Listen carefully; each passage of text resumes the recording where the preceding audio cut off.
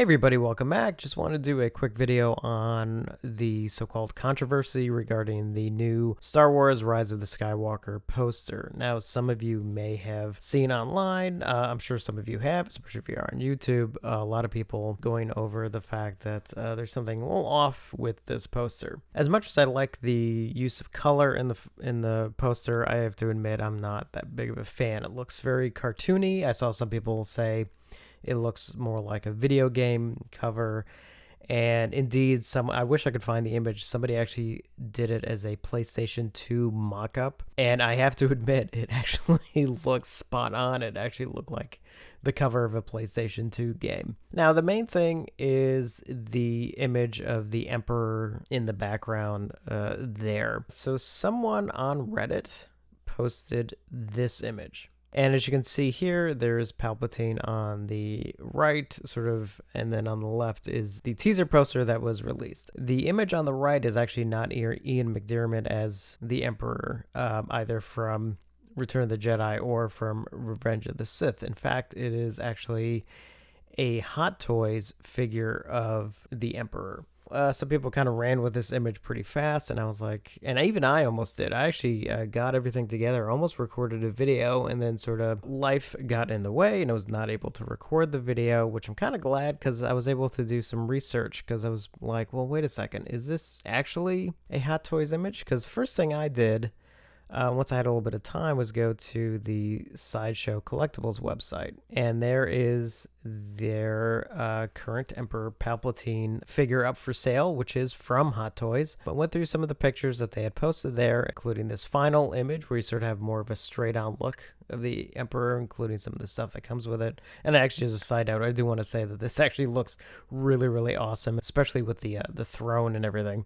I don't collect as many 12-inch figures like I used to a couple of years ago, but I have to admit, this one does look really nice. Now, that aside, you can kind of look, if you look at his face here, you can see that, you know, he does have sort of that smile that he has on the poster. But if you go back to the Reddit picture, you can see here that the image used in that one, the smile is much more pronounced. You know, it has sort of the curve on it. It's not sort of straight across as it is in the Hot Toys figure that's currently for sale. But then another thing is, this is not the first time this figure has been available. And indeed, this is also a prototype, and for all I know, that the release version may actually be slightly different. So I went kind of looking and found this image online. As you can see here, this image of the Emperor has much more of a curved smile. I can't say whether or not this was actually the Hot Toys version, so went looking a little bit more, and actually on YouTube, I found a review from a user named The Paradox Nerd, who reviewed this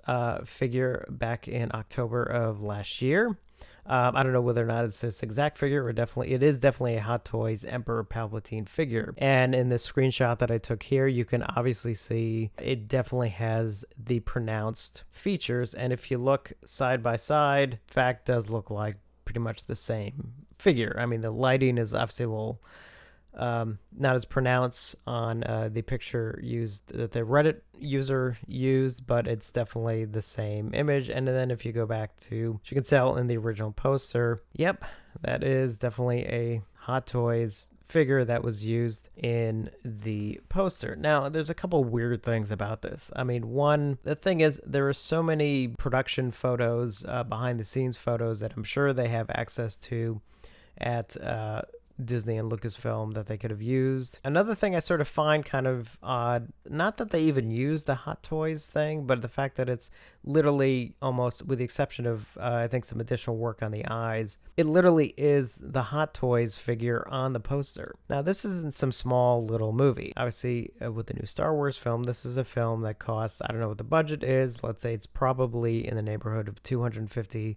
to $300 million, with a marketing budget of a bare minimum $70 million. And I have a feeling it could even be more, like twice that. So with that kind of money being spent, and also the kind of talent that is out there, there's really no reason for this. I mean, it's literally almost like it was just photoshopped on there and then just tweaked slightly. You know, if they're trying to, you know, for some of us who have some major issues with the way Disney is handling Star Wars, this is not helping your case at all. In fact, this is actually quite pathetic. I mean, there's so many talented artists out there who could do an incredible job on posters and stuff. You know, I think of people like Paul Shipper, for example. Look him up. He's done some amazing artwork. I don't even know what to say about this. I mean, this is a Star Wars film. This is not a fan film or something that would have this kind of poster, which, I mean, that's basically almost what it would be. If this was a fan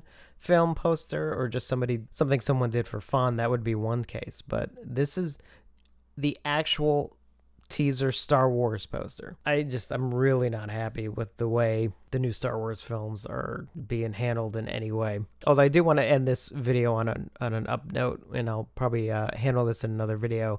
But if you haven't seen it already, which you probably have if you're a fan, but if there's anything that it does look like they may be doing correctly, it's The Mandalorian. Go watch the trailer for that. That actually looks like they may actually be doing something right with Star Wars. May not be in the films, but it definitely seems like this series that they're doing at least has the potential of actually being something worthy of the Star Wars name. In this case, the internet was very much correct, and I do want to credit that Reddit user who discovered that.